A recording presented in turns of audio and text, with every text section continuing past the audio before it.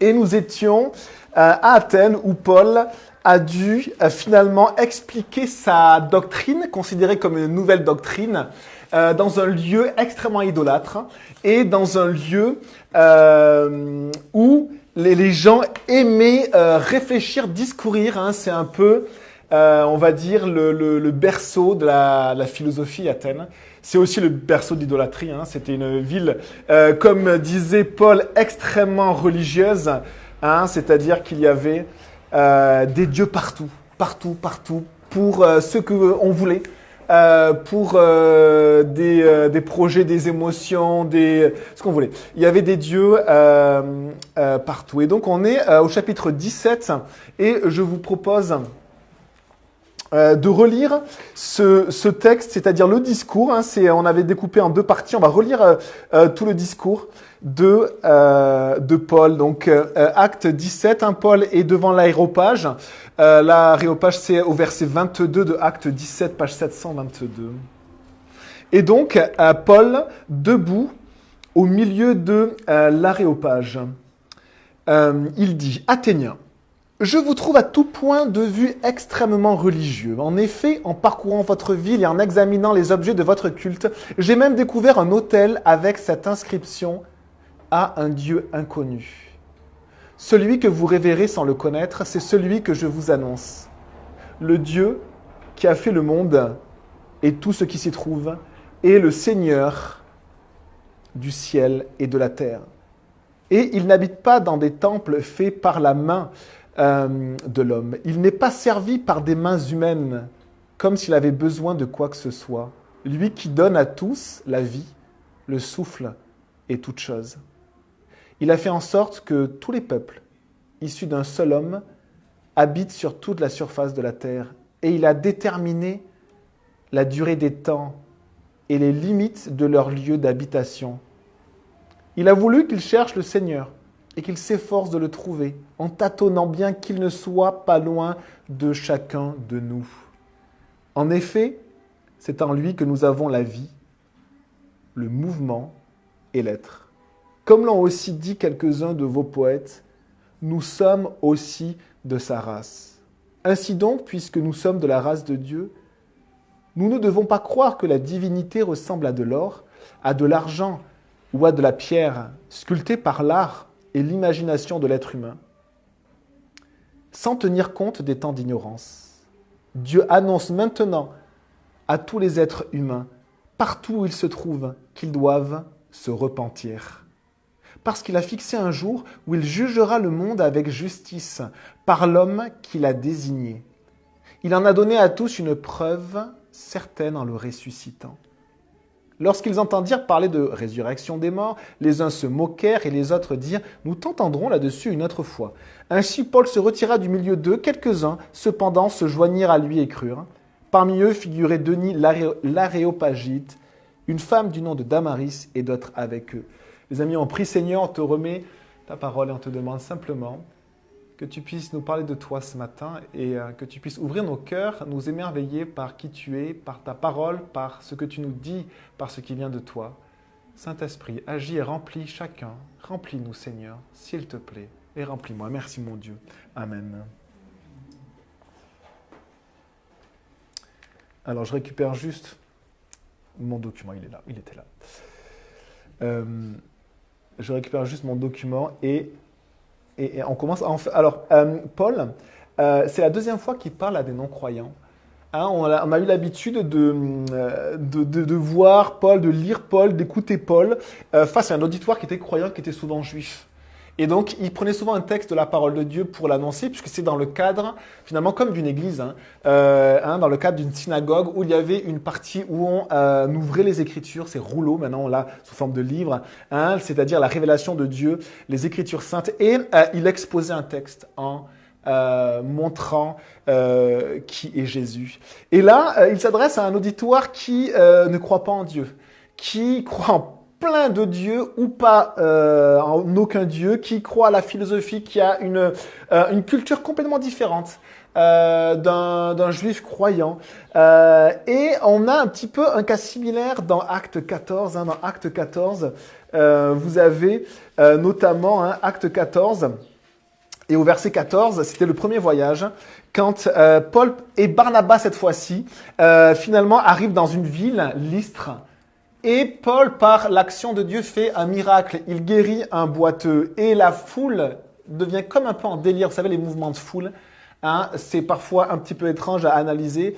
On le voit parfois dans certains matchs de foot où quand les foules se rassemblent dans des concerts, à un moment donné, il y a des gens très bien qui peuvent faire n'importe quoi. Et là, la foule s'apprête à faire n'importe quoi puisqu'elle s'apprête carrément à prendre Paul et Barnabas pour des dieux.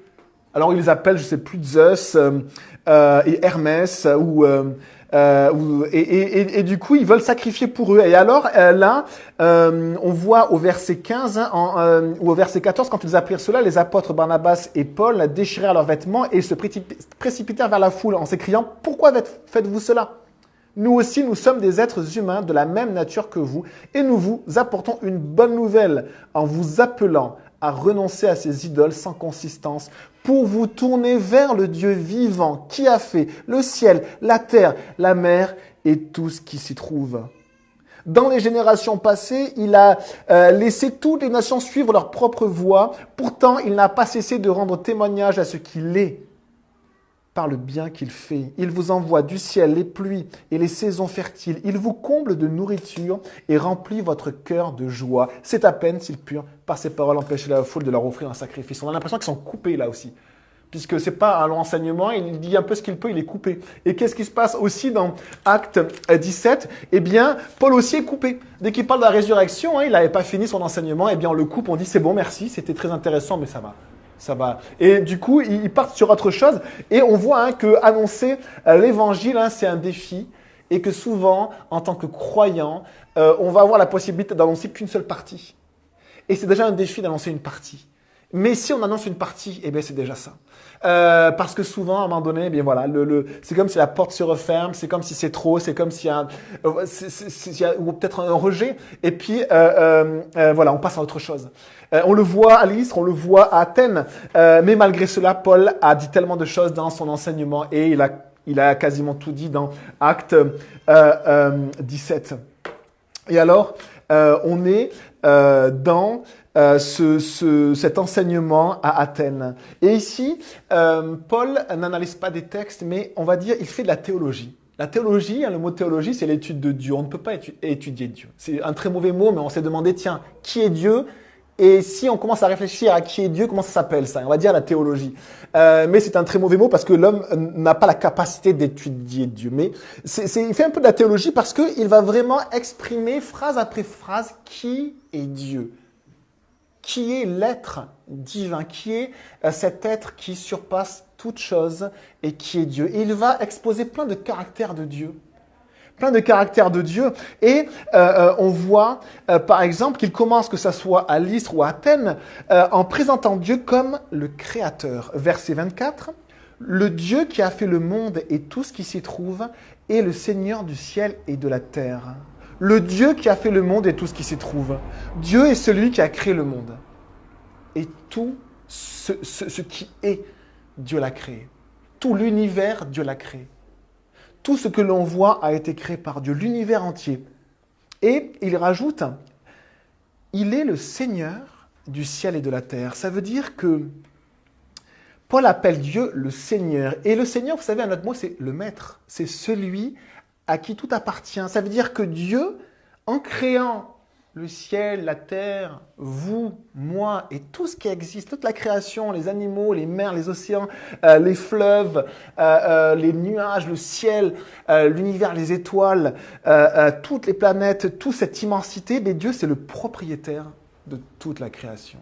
Elle appartient à Dieu. Quand Paul dit c'est le Seigneur, eh bien ça veut dire que c'est le propriétaire. Ça veut dire que toute la création appartient à Dieu. Nous-mêmes, peut-être sans le savoir, nous appartenons à celui qui nous a créés.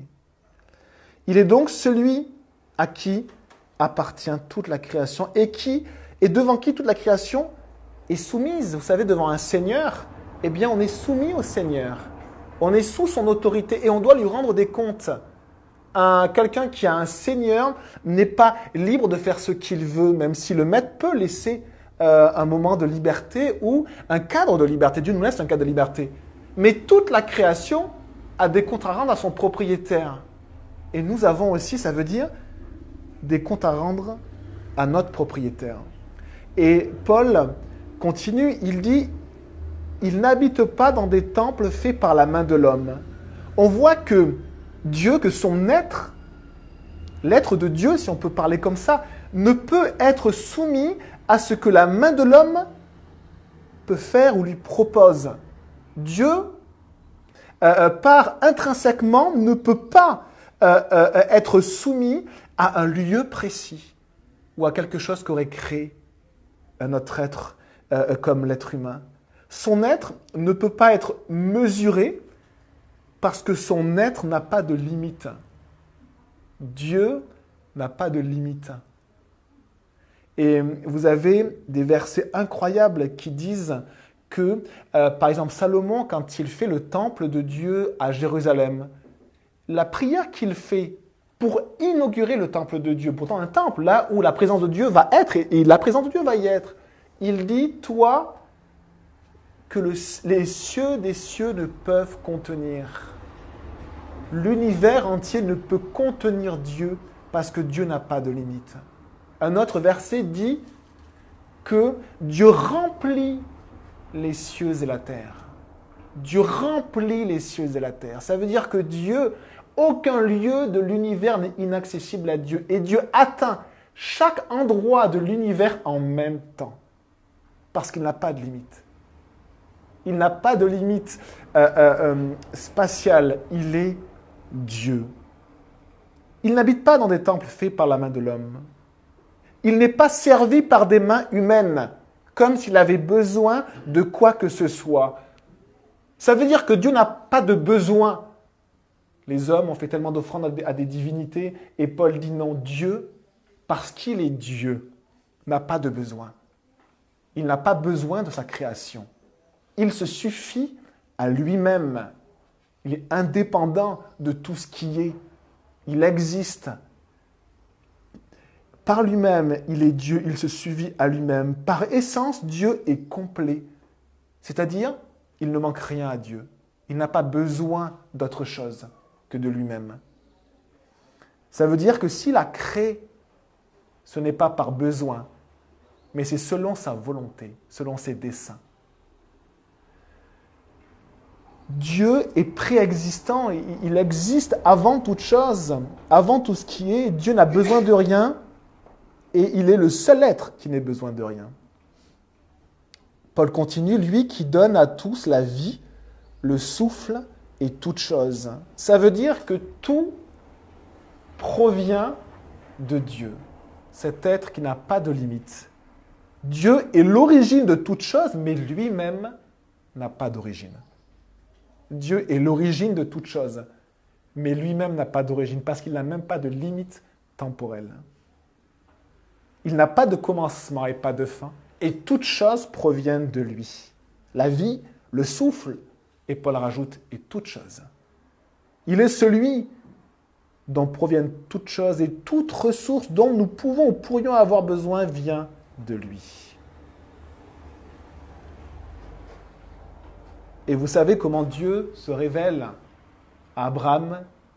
Il va dire « Je suis El Shaddai, le Tout-Puissant ou le Tout-Suffisant, celui duquel vient toute chose et toute ressource, qu'il donne à sa création. Tout provient de Dieu. » Verset 26, « Il a fait en sorte que tous les peuples, issus d'un seul homme, habitent sur toute la surface de la terre, et il a déterminé la durée des temps. Et il a déterminé aussi les limites de leur lieu d'habitation. Nous descendons tous d'un seul homme. Il a fait en sorte que tous les peuples issus d'un seul homme habitent sur toute la surface de la terre.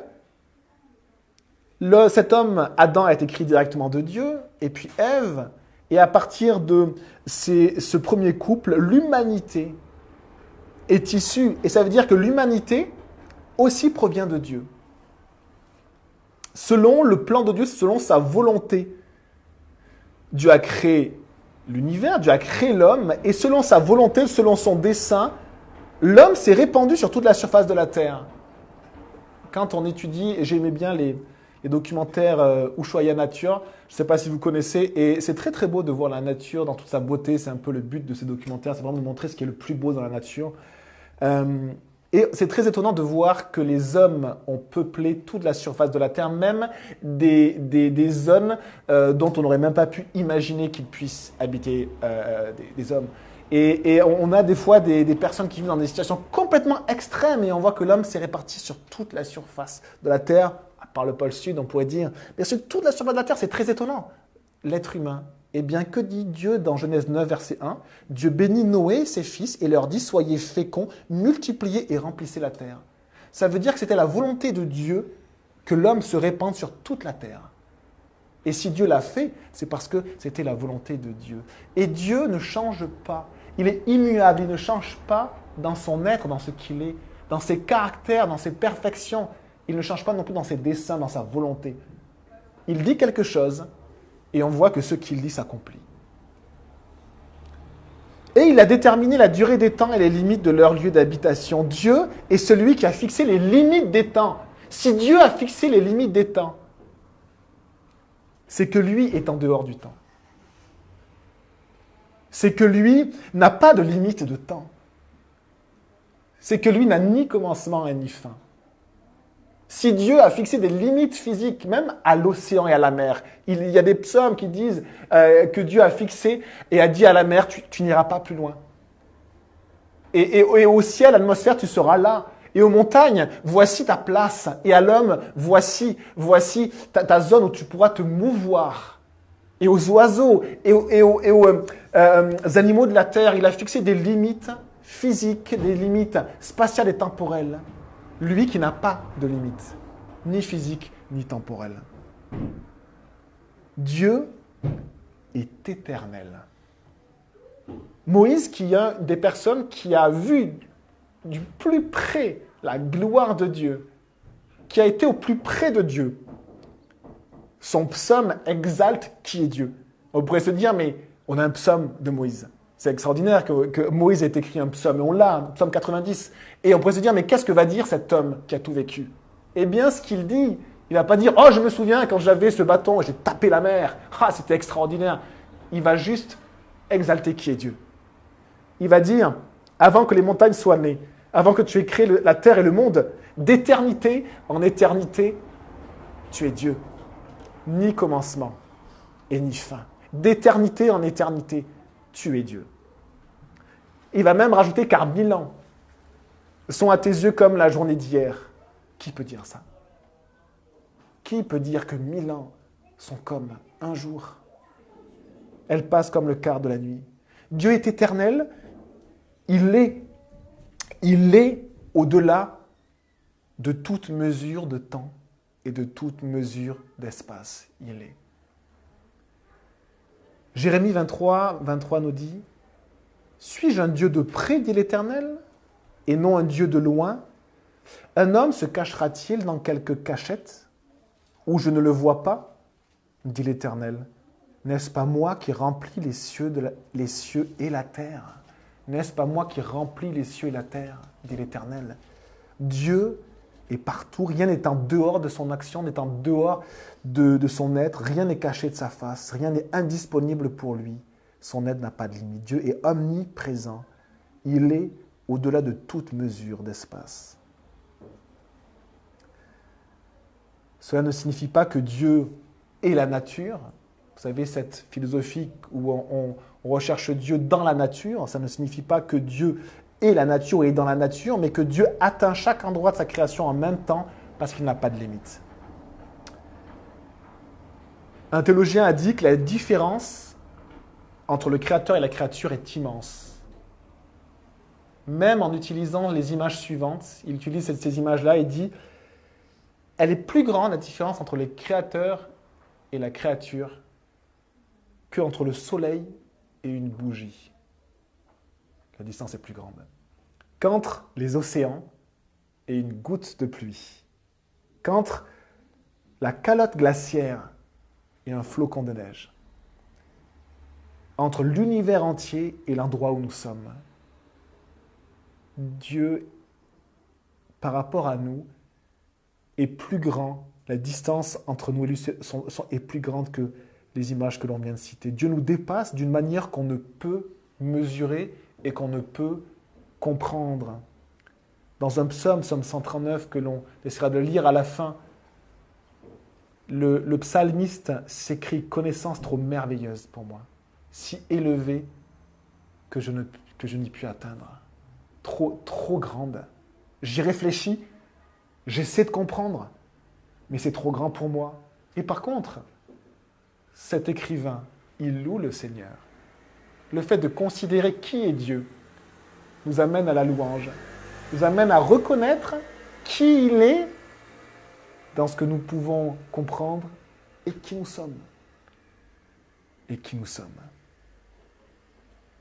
Un théologien a décrit Dieu comme celui qui est, comme l'être, et il a décrit la créature comme celle qui devient.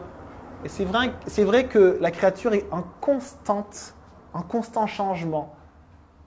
Déjà, nous n'étions pas, nous n'existions pas, et maintenant nous sommes, et nous changeons constamment. Nous grandissons, nous vieillissons, tout ce que nous faisons a un impact sur notre être. Je remarquais mes amis ou mes collègues par rapport à leur travail ou à leur vie de famille, je faisais la différence dans ce que je pouvais me remémorer d'il y a 10 ans, d'il y a 15 ans, d'il y a 20 ans.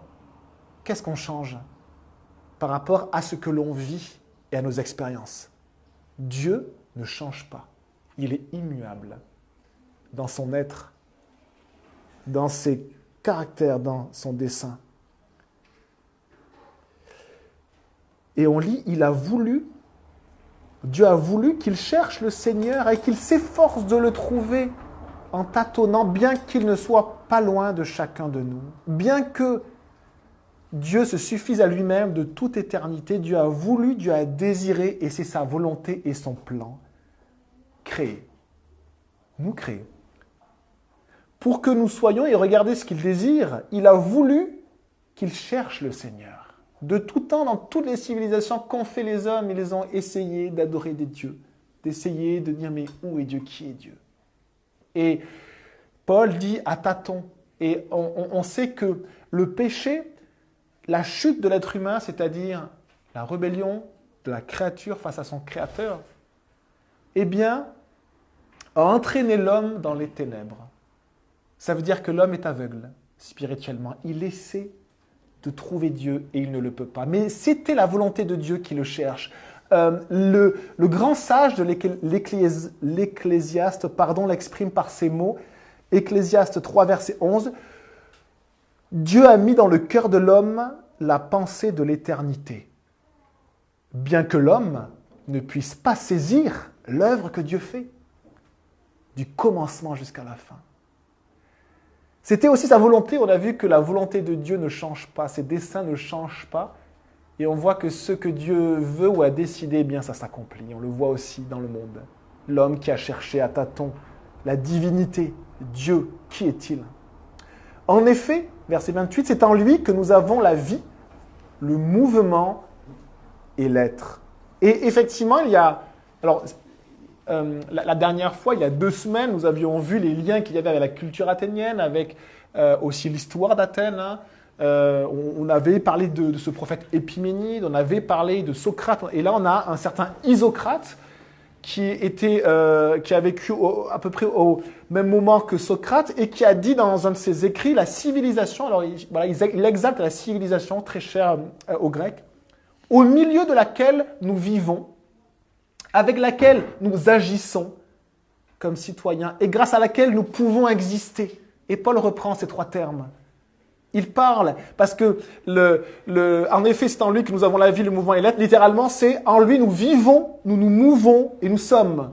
Ce sont les mêmes verbes qui sont employés. Il reprend ce texte d'Isocrate et en disant que si nous pouvons vivre, agir et exister, c'est par lui et en lui. C'est en Dieu que nous avons cela. Et je reprends cette comparaison qu'avait fait ce théologien qui s'appelle Herman Bavinck, un néerlandais qui a écrit dans les années 1950 le contraste entre Être et devenir, donc le créateur qui ne change pas et la créature qui est en constant mouvement, marque la différence entre le créateur et la créature. Toute créature est continuellement en devenir. Elle est changeante. Elle lutte en permanence, cherche le repos et la satisfaction et trouve ce repos en Dieu, en lui seul, car lui seul n'est pas en devenir. C'est pourquoi dans l'Écriture, Dieu est souvent appelé le rocher. Parce que Dieu ne change pas. La créature qui est changeante ne peut trouver son repos qu'en lui. Et il continue avec une autre citation, Paul, il dit, comme l'ont aussi dit quelques-uns de vos poètes, alors je ne sais pas quel poète a dit ça, nous sommes aussi de sa race. La race, c'est le terme grec génos. Ça vient de gène. Nous avons les mêmes gènes, nous sommes de la même race. C'est le terme génos qui a donné gène.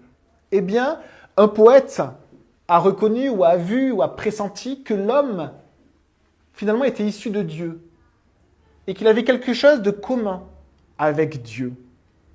Et effectivement, la parole de Dieu nous dit dans Genèse 1, verset 27, et on peut le tourner, dans Genèse 1, verset 27, c'est le premier chapitre qui nous explique dans la révélation de Dieu, la création, comment Dieu a créé toutes choses. 1, verset 27, la première page. Dieu créa l'homme à son image.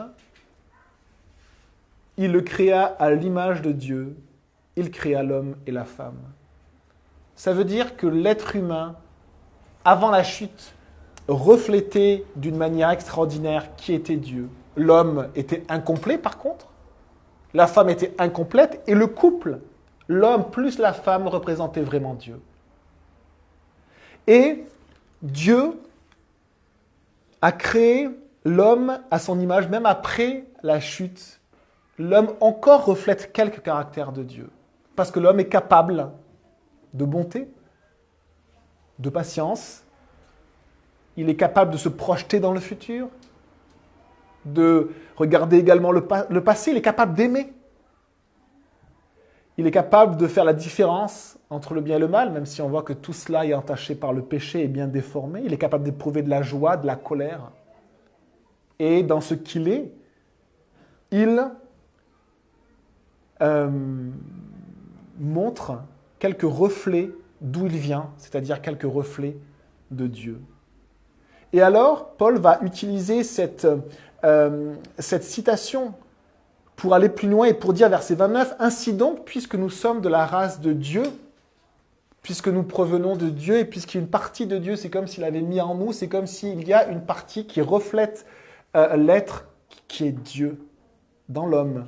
Nous ne devons pas croire que la divinité ressemble à de l'or, à de l'argent ou à de la pierre, sculptée par l'art et l'imagination de l'être humain. » Jean au chapitre 4 nous dit que Dieu est esprit. Et que tous ceux qui veulent l'adorer l'adorent en esprit et en vérité. Dieu est esprit et l'homme crée une statue. Et il dit voici Dieu. Et l'homme finalement fait très souvent cela. C'est-à-dire que Paul dit nous ne devons pas croire que ce que l'homme crée peut être adoré. L'homme crée quelque chose et il dit adorons-le. Adorons-le. Et Paul va plus loin, puisqu'il dit aussi, nous ne devons pas croire, mais ça il a fait, ce n'était pas forcément le cas des Athéniens, que nous devons aussi adorer ce qui est créé comme la nature. Parce que Dieu est celui qui a créé la nature. Les prophètes en ont souvent parlé. Dans Jérémie, dans Ésaïe, dans Ézéchiel, souvent ils disent, c'est quoi une idole? C'est un morceau de bois et de pierre.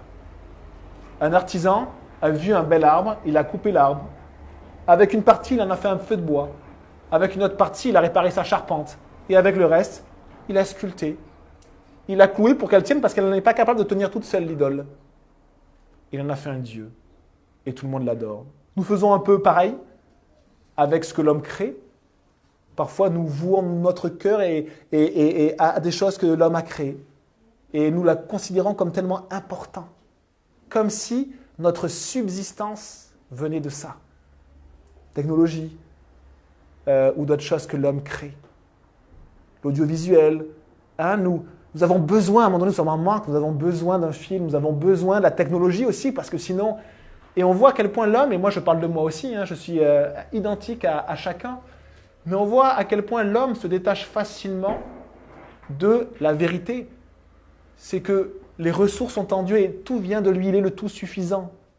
Tout vient de lui. Et souvent nous adorons autre chose. C'est-à-dire nous allons auprès d'autre chose pour nourrir notre âme. Alors que tout vient de Dieu. Et Paul dit que nous ne devons pas croire que la divinité est sculptée par l'art et l'imagination de l'homme. Et l'homme fait constamment cela. Souvent, il prend les mots de la Bible et puis, allez, il inverse. Dieu a créé l'homme à son image et l'homme n'a de cesse de créer Dieu à son image, constamment. J'avais entendu une discussion, il y a très longtemps, dans un bar, où des personnes se moquaient de Dieu. Ils se moquaient de Dieu parce qu'ils ne comprenaient pas qui il était et ce qu'il avait créé. Ils inversaient. Il déformait les choses en prenant aussi les paroles de la Bible. Et Dieu a créé l'homme à son image, et souvent l'homme recrée Dieu à son image. Ces personnes disaient, si Dieu a créé l'homme à son image, ça veut dire que Dieu est un singe. Et l'homme ne comprend pas, ne saisit pas la pensée de l'éternité. Il ne saisit pas que Dieu est esprit, il ne saisit pas que Dieu est éternel, qu'il n'a ni commencement ni fin. Il ne saisit pas que la limite de son intelligence n'est pas un gage de vérité. Il y a des choses qu'on ne comprend pas, qui nous dépassent. Mais l'homme veut quand même dire ce qui est, et bien sûr, souvent, il se trompe. Quand Paul va visiter Athènes, la ville d'Athènes, il va voir toutes ces idoles, et vous savez, il va être un peu pris, ça va l'irriter, pris d'irritation. Et un enseignement nous dit que Paul a vu la beauté d'Athènes et ayant le meilleur que les sculpteurs et les architectes grecs pouvaient offrir. Et encore maintenant, c'est magnifique quand on va dans un musée, quand on voit comment il est représenté l'être humain. C'est stupéfiant de voir comme l'être humain est capable de créer des belles choses. Mais toute cette beauté n'honorait pas Dieu. Donc, elle n'impressionnait pas du tout Paul. L'homme est capable de créer plein de choses qui n'honorent pas Dieu. Il est capable de créer plein de choses auprès desquelles il va s'agenouiller et qu'il va adorer. Et Paul, c'est fort ce qu'il dit, puisque finalement, il montre, il inverse les choses, il montre finalement tout ce qui dans la culture athénienne ne vient pas de Dieu et ne peut pas aller à Dieu. Et alors il continue dans le verset 30, « Sans tenir compte des temps d'ignorance, Dieu annonce maintenant à tous les êtres humains, à tous, et même le terme c'est il commande, il ordonne, à tous les êtres humains, partout où ils se trouvent, qu'ils doivent, et là vous avez marqué changer d'attitude. Et le vrai terme, c'est métanoïa, c'est-à-dire se repentir. C'est-à-dire que se repentir, il y a un élément de changement d'attitude, mais c'est dans le sens de reconnaître que nos voies sont mauvaises. Et quand on lit juste changer d'attitude, on se dit, voilà, on va faire de bonnes résolutions. Et ce n'est pas du tout ce que le texte dit, d'accord ? Certains changent de vie et vont, par exemple, faire de la relaxation, vont essayer vraiment d'être bons, etc. C'est pas ça la repentance. La repentance, c'est de réaliser à quel point nous sommes loin de Dieu. Et à quel point, par nos pensées, par nos actions et par nos volontés, eh bien, nous sommes rebelles à Dieu. Même si nous ne sommes pas des criminels et des personnes odieuses, nous sommes rebelles. Nous provenons de Dieu. Dieu, aucun lieu n'est inaccessible à lui. Il est éternel. Nous appartenons à Dieu. Et nous ne le reconnaissons pas. Et c'est exactement la caractéristique d'un serviteur rebelle. C'est quelqu'un qui dit à son Seigneur, « Tu n'es pas mon maître ». Et quand l'homme reconnaît cela devant Dieu, eh bien la Bible l'appelle la repentance. Le cœur du message de Paul se situe ici. C'est-à-dire qu'il exprime d'une manière magnifique qui est Dieu, mais il exprime aussi un chemin pour aller à Dieu. Et à force de lire et d'étudier la Bible, je peux juste témoigner que tous les enseignants de la parole de Dieu n'ont pas donné un autre chemin que la repentance. Jésus, Jean-Baptiste, tous les prophètes, Moïse. Et finalement, Paul indique le seul chemin pour aller à Dieu, et le seul chemin, c'est la créature qui réalise qu'elle est créature et qui réalise qu'elle s'est rebellée contre son Créateur et qui va lui demander pardon. Pardonne-moi. Pardonne-moi parce que tu es Dieu et je suis rebelle. Dans mes pensées, dans mes actions, dans mes volontés, j'agis en dehors de toi. Et parce que j'agis en dehors de toi, je suis rebelle. Je te demande pardon. Qu'est-ce que Dieu fait? Il pardonne. Il pardonne et il change ses desseins. Et on va le voir juste après. Lui qui pourtant ne change pas, agit dans le temps. Et quand la situation change, Dieu est capable aussi de changer. Et on va le voir juste après. Sans se tenir compte des temps d'ignorance. Donc même si Dieu est en dehors du temps, Dieu agit dans le temps et en considérant le temps.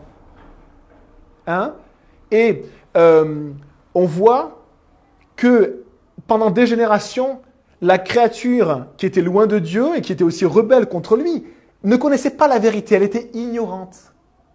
Et Dieu, il tient compte de cela. Mais nous sommes dans un autre temps maintenant. Dans un autre temps où Dieu, par la parole de Dieu qui est la Bible, par les chrétiens qui aussi font ce qu'ils peuvent imparfaitement, parlent de Dieu et transmettent la parole de Dieu, par la venue de Jésus-Christ qui est mort et qui est ressuscité, Dieu a changé les temps d'ignorance. Personne ne peut dire « Ah, Jésus, j'ai essayé de chercher mais je n'ai pas trouvé ». Personne ne peut dire ça maintenant. C'est fou. Parce que Dieu est accessible par sa révélation, par la vie de Jésus-Christ. Quasiment sur tous les coins de la planète. Peut-être qu'on pourrait citer 3 tribus, peut-être. Et même dans les régimes les plus durs, il y a des chrétiens. Même en Corée du Nord, il y a des chrétiens. Même en Corée du Nord, Dieu peut utiliser un chrétien pour parler à une autre personne qui recherche Dieu. Et donc, nous ne sommes plus dans des temps d'ignorance. Et alors, l'homme peut avoir accès à la vérité. À qui est Dieu? À ce qu'il dit. À son message, à ses desseins.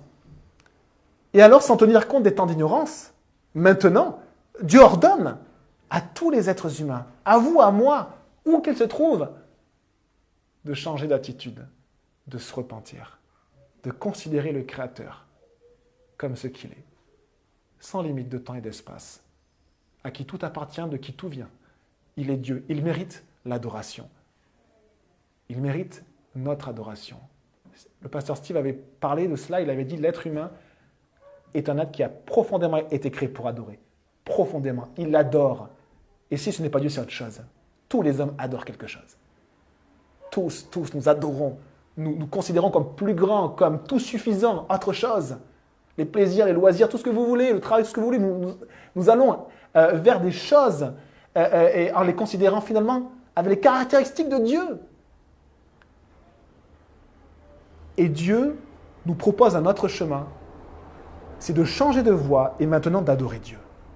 De l'adorer lui tel qu'il est, parce que toute adoration lui revient. Verset 31, parce qu'il a fixé un jour où il jugera le monde avec justice, par l'homme qu'il a désigné. Il en a donné à tous une preuve certaine en le ressuscitant. Dieu ne change pas dans ses desseins. Toute la création passera devant la justice de Dieu. C'est la volonté de Dieu et cela se fera. Il a fixé un jour où il jugera le monde avec justice et où il aura tout donné, toute autorité de jugement, à un seul homme. L'homme Christ Jésus, Fils de Dieu et Fils de l'homme. Celui qui, avant Moïse, était celui qui est venu sur cette terre et qui est venu pour mourir en prenant la rébellion de l'homme sur lui. La punition, le jugement de Dieu s'est abattu sur Jésus. Imaginez le pire des criminels. Dans les régimes les plus difficiles, il mérite la chaise électrique, il mérite la pendaison, avant il méritait la croix. il mérite de mourir. Et avant, en France, il n'y a pas si longtemps, il méritait la guillotine. Eh bien, Jésus a payé cela. Il a pris la rébellion, notre rébellion, nos crimes, parce que cracher sur Dieu, c'est un crime. Nous, on pense que ça va, c'est pas grave. Dieu, qui est partout, qui est dans toutes choses, qui a créé toutes choses. Eh bien, Jésus a tout payé. Et il est ressuscité. Pour montrer aussi qu'il était réellement le Fils de Dieu, pas qu'un homme, le Fils de Dieu, béni éternellement. Dieu a fixé un jour où il jugera le monde avec justice par l'homme qu'il a désigné. Il en a donné à tous une preuve certaine en le ressuscitant. Et pour échapper au jugement, eh bien, Dieu a le désir de changer ses desseins, presque d'annuler son jugement pour ceux qui se repentent, pour ceux qui changent d'attitude. Et alors, quand Paul parle de la résurrection, très étonnant, on le coupe de suite. Parce que parler de résurrection à Athènes, eh bien, ça faisait rigoler pas mal de penseurs, de grands penseurs. Lorsqu'ils entendent parler de la résurrection des morts, les uns se moquèrent, les autres dirent « Nous t'entendrons là-dessus une autre fois ». On imagine, c'était très bien, merci. Et ce qui est très étonnant, c'est que le cœur du message, qui est Dieu? Mais vous avez vu à quel point théologiquement ce que dit Paul est profond. Qui est Dieu? Au-delà de toute chose. Et ce que Dieu demande à l'homme, la repentance, tout ça est écarté juste d'un mouvement de main. Et eux, ils se fixent sur « Ouais, la résurrection, c'est pas clair, allez, hop, on arrête ». Et c'est souvent ce que l'homme fait. C'est-à-dire que Dieu montre un chemin, Christ, un chemin, la repentance par la croix, un chemin. Et l'homme n'a de cesse de trouver 1000 autres chemins. 1000 autres chemins. L'homme est un pinailleur fini, mais Dieu est têtu aussi, et il va essayer jusqu'à la fin de notre vie d'essayer de nous amener à lui. Si nous refusons, c'est notre responsabilité, mais Dieu nous aime. Dieu a décidé de nous créer. Il a décidé de nous créer. Et il a décidé que nous ayons dans le cœur ce désir d'être connectés à lui, pour que nous vivions l'éternité avec lui, connectés, complets. Nous sommes changeants, nous sommes incomplets. En Dieu, nous sommes complets. En Dieu, nous sommes stables. Lui qui est le rocher des siècles. Le rocher des siècles. Et on finit simplement, on a terminé. Ainsi, Paul se retira du milieu d'eux. Quelques-uns, cependant, se joignirent à lui et crurent. Paul, parmi eux figurait Denis l'Aréopagite, une femme du nom de Damaris et d'autres avec eux. Vous savez, il faut partager l'évangile à un grand nombre pour qu'un petit nombre vienne à Christ. Il faut partager l'évangile un grand nombre de fois pour qu'une personne aussi la comprenne et l'accepte. On prie, puis on passe à un enseignement, à une louange, excusez-moi. Seigneur Jésus, merci pour ton nom, merci parce que ta parole nous montre qui tu es et elle nous ébranle parce que tu es Dieu et nous passons tellement de jours, de mois, parfois nos vies entières sans lever les yeux au ciel et réaliser qui tu es. Quand nous levons les yeux au ciel juste pour voir des nuages, nous voyons à quel point nous sommes petits alors que nous ne voyons que l'atmosphère terrestre. Et nous réalisons que nous sommes si petits. Et toi, à la fois, tu es ce Dieu des petits espaces parce que tu es tout près de nous. Et à la fois, tu remplis l'univers entier. Tu es celui qui nous donne tout ce que nous avons, notre subsistance. Et à la fois, nous, on cherche nos ressources dans tellement autre chose. On veut simplement te dire, Seigneur, de nous toucher par ta grâce. Parce que tu es justice, mais tu es plein de grâce, tu es amour. Merci Seigneur de nous avoir révélé qui tu es par Jésus-Christ. Sois loué Seigneur. Amen.